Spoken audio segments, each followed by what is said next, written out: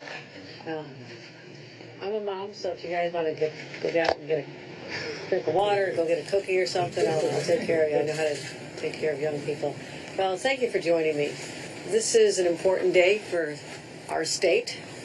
In a few moments, I'll be signing a bill that we've worked on intensely that I proposed back in January to show the nation and the rest of New Yorkers and certainly Washington who we are, our values, and how we stand up for people in our state.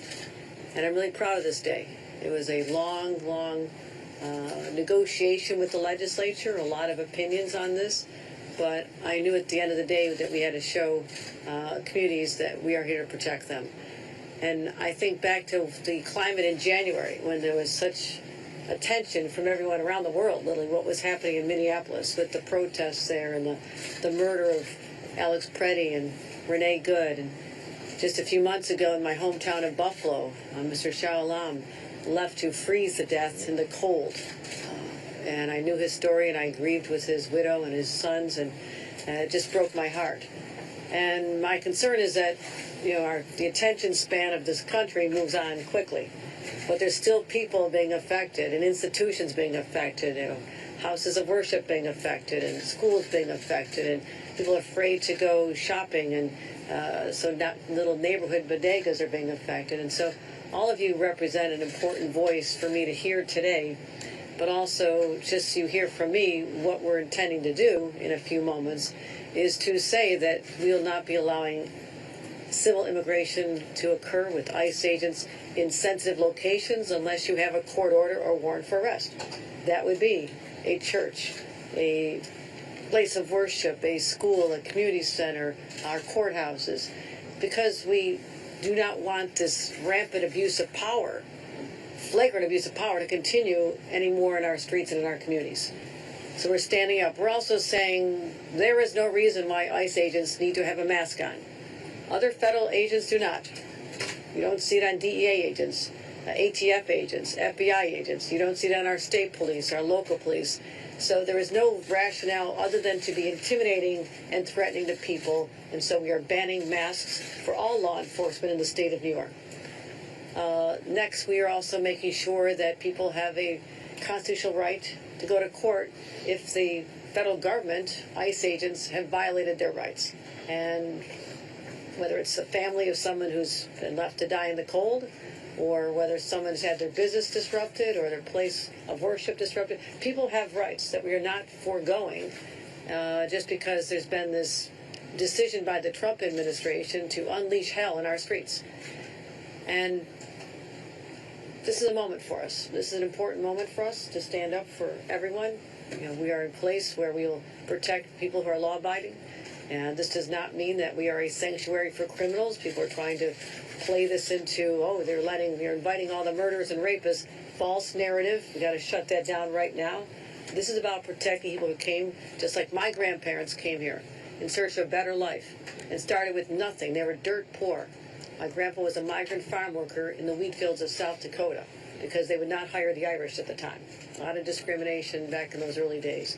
And I'm a beneficiary of a system that embraced them, that gave an education. Public education got me where I am today. And so I want that available for everyone. But Donald Trump said when he ran for office, I'm going to go after the worst of the worst, the baddest of the bad. And people believed him. They bought that narrative. And people thought, okay, the baddest of the bad should go, correct. But that is not who he's been going after. He's going after students, parents, on the way to a job. People going to a courthouse to follow the rules that they're told to follow. And they became sitting prey in a system that has been so skewed, so abused, so hijacked by immoral forces. And that's why we're standing here together. And we'll be, in a few moments, signing a bill. I'll be giving out a lot of pens to say that this is America still. 250 years later, it has its flaws, but is a country we cherish. We love this country, and we're going to fight for it. And it starts with a place here in New York based on the legislation that I was able to secure with our leaders in the legislature. So Bishop Hyde from the Episcopal Church, I want to thank you for being a beacon of support for the community. We've had conversations about this, but tell me what this means with respect to protecting sensitive locations like a place of worship? Governor, thank you for your leadership. The bill you're signing today makes a big difference. We have 172 congregations from the South Shore to Tivoli, and this will make a difference for every single one. We mean to welcome people every day, open our doors not just for worship, but for food and shelter to take care of our children. And the last year has made that so much harder. The removal of protection, the targeting of our siblings has been awful. Incredible fear. People are afraid to come out. We've had members of our community who have been detained. And so restoring sensitive sites protection to all our houses of worship is an incredibly important thing. Removing masks is an incredibly important thing. This has been a difficult news. Bishop, why don't I have you kick off the conversation and sort of ask everyone, their perspectives. I know, and I appreciate you taking a leadership role for this gathering today. Well, thank you, Governor, for asking. Reverend Foy, how does this impact you? Well, first I want to thank you, Governor, for your leadership, as well as your partners in governing. We entered the twilight zone with the re-election of Donald Trump, and we have seen a historical inversion of civil rights. We used to rely on the federal government to protect and uphold our constitutional rights against states that sought to eliminate us from the equation, and now we're looking to states to affirm and undergird our constitutional rights, and you have taken a leadership role, and New York is again on the fore of progressive policy. I would like to mention that we do not have a historical analog for this. This is a new time that we're in. We need visionary, progressive leadership. And what you've done here, in essence, is craft an immigrant's Bill of Rights that reaffirms our constitutional rights. And it says that all New Yorkers, irrespective of immigration status, are protected by the Constitution. And that's important when there is a full frontal assault on the Constitution and our democracy by a federal government that wishes to weaponize all of its resources against communities of color and immigrant communities. It's important that you have taken this progressive stand, and it's important that we have set a tone in New York for the rest of the nation to follow. So I appreciate your leadership. Thanks for everything you said. Yes, this is really meaningful for our community. My name is Natalia. I am the co-executive director of Make There New York, and our members who are also here in the room fought really hard throughout the year, meeting with you, going to legislative visits, and long days in Albany. And this is really meaningful because our students, for example, in Brentwood High School will have more protection around their data, around feeling safe in a school and not feeling that ICE can come in. We shared before the story of Norman and how his dad got stopped in Nassau County because of 287G agreements. This will stop those 287G agreements. And we look forward to fighting for members like Susie, whose son was deported because he was stopped in an informal way in Westchester. And we look forward to also stopping that. But this is the right step in the right direction for our immigrant communities in the whole state. I thank you and everyone from Make the Road for standing up. And we know Norman's story. It was powerful. It had an effect on me. And Susie's still waiting for her son. Has he been deported then? Her son was deported on the way to church for having tinted windows in his car. That's the informal collusion. Ms. Diaz. My name is Aishatu, and thank you for government to have me here today. And it's very horrible now for me, And the day they arrest me, I'm not thinking even that. And I'm going to visit my son, like for 4 years I'm not seeing him, and for the Thanksgiving. And they arrest me on the LaGuardia airport. They take me all the way to Louisiana. And they take me Arizona and Texas and Louisiana. And I don't know why they tie my leg, even like I kill somebody or I do something criminal, And every day I'm thinking my head is, like, thing. But I hope it's gonna be okay. And thank you for, everything to help. I'm sorry for what you had to endure Yeah. in this country. Yeah. In this country. That has never been how we've been defined. We've always stood up as a beacon to other countries and how we treat people. And I'm sorry that you were collateral damage to a policy that is so innately cruel. And And I think in America here, they're helping the people. They're not making the killing the people. Here is making the people come, helping, doing nice, everything. But now is everything changed. It's very, very, very ridiculous. you're a strong woman. A very strong woman to be able to handle that and come tell your story. I'm grateful for that. Mr. Rubin. My name is Bishop Raymond Rivera, and I represent a network of 3,000 Latino churches here in New York City and New York State. And I want to thank the governor for her inspirational words rooted in deep conviction, and also for everything you're doing as it relates to affordability, health, education, even insurance. All of that helps the Latino community. A third of all New York City residents, as you know, are Latino.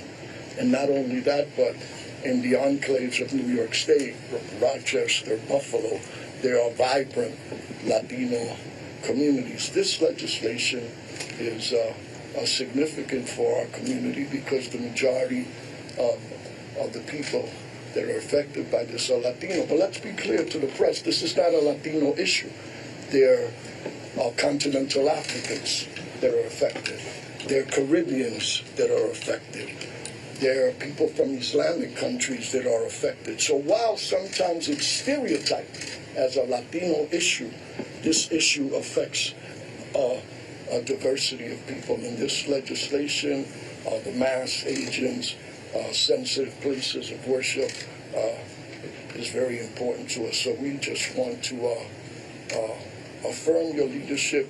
We know it's not just political, it's rooted in your deep convictions, in your own faith tradition, and we're glad you're standing not only with our faith community, but with communities that even maybe have no faith, but they're also affected by this issue. And I think that your leadership is very important. So on behalf at least the Latino community, again, 1/3 of all city residents, a significant population in New York State, it's a very important stance that you're taking, and we just want to, at least as a faith community, affirm your leadership. Thank you, Bishop Rivera. I appreciate that.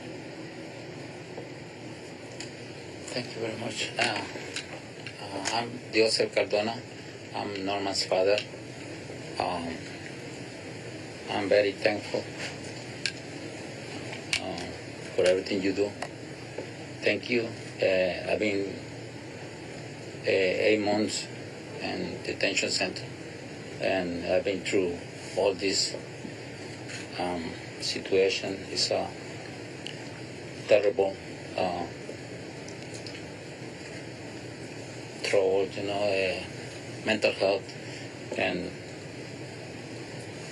thank God I'm being strong, and I can go through this, and thank you for everything you do for the workers, and because I'm not a criminal, just looking for something to survive, to feed my kids, and to pay all my bills.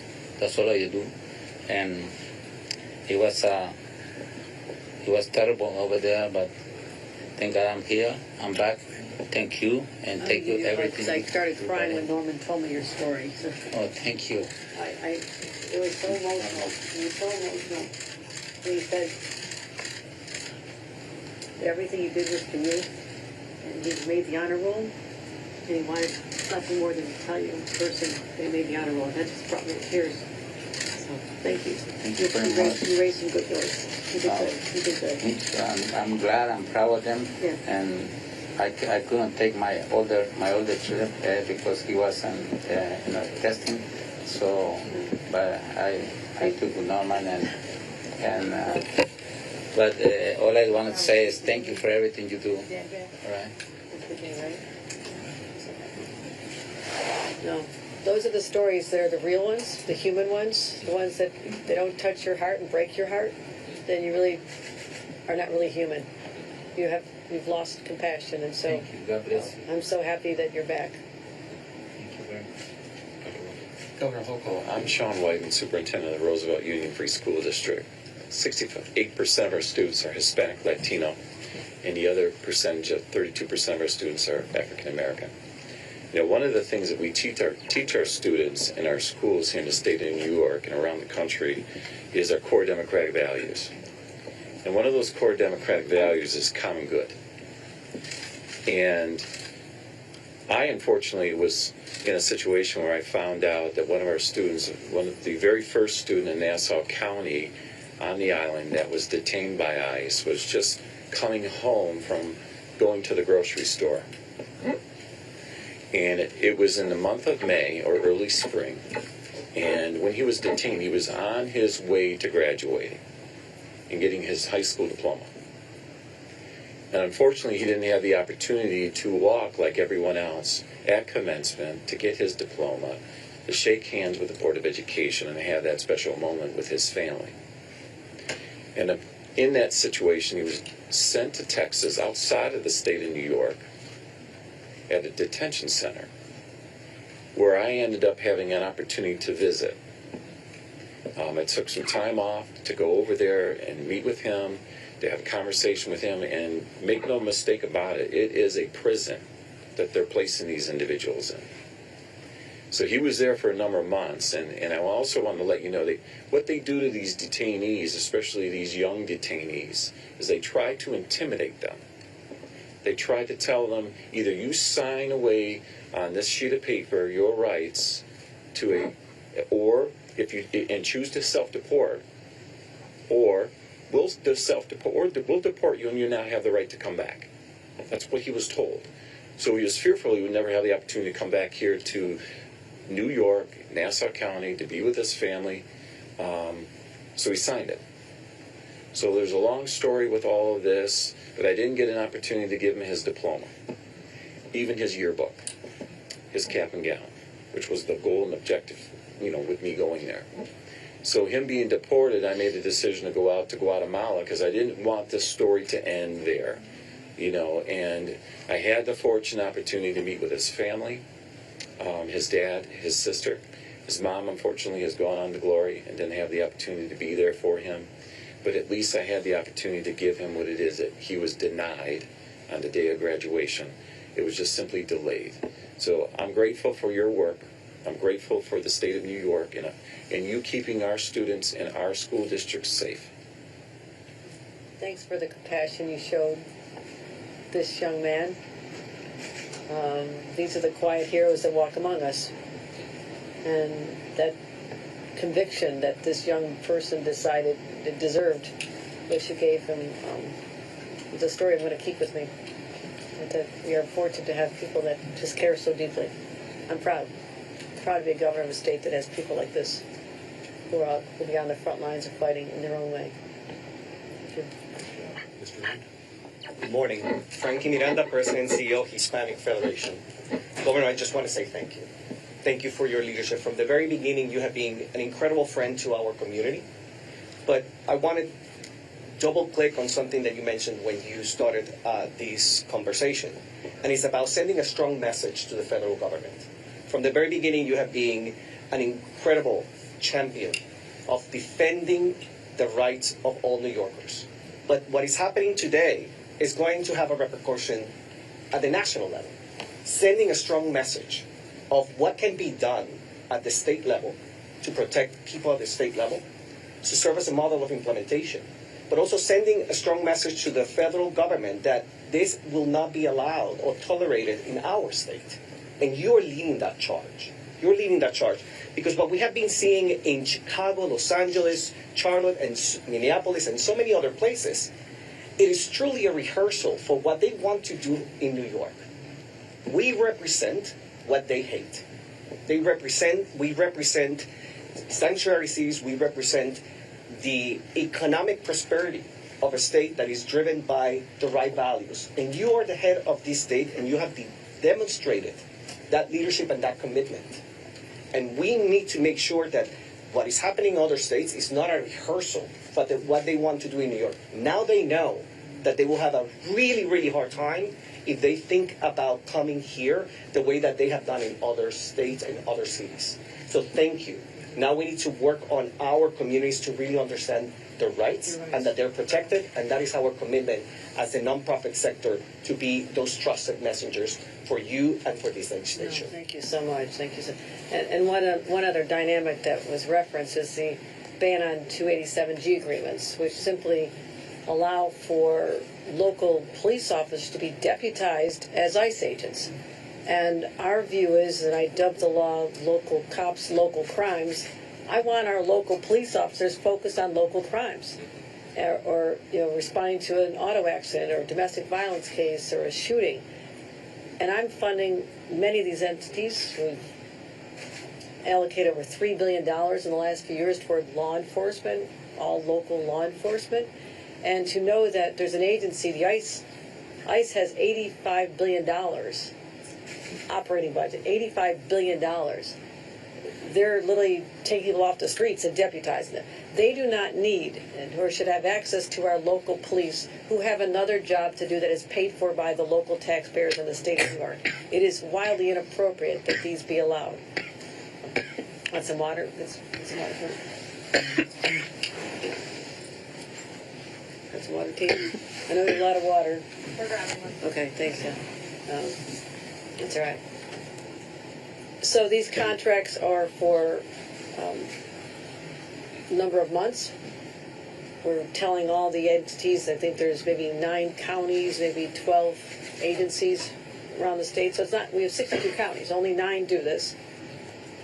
But they'll be vocally opposed to what we're doing here, but they're saying they have to go back to their own residents and explain to them why you're allowing police officers to be taken off their jobs to do civil ICE enforcement, civil immigration enforcement. Not fighting crimes, not protecting the community, but to do ICE's job for them. That's what we're ending as well. That makes no sense to me. And using jails that are supported by local taxpayers to be your own detention centers, we're banning that as well. Because some of these are hellholes as well. So these are the fights we're up against. But you just have to do the right thing in life. And today is so crystal clear to me what is the right thing to do on behalf of the people of the state, and, as you mentioned, Frankie, to send a message to Washington and the rest of the country that enough is enough. Enough is enough. So we're going to really quickly clear past all of them. How you doing? Welcome to stay seated. Is it all right? Yeah, how's school going? Good, really? Yeah. I'm afraid to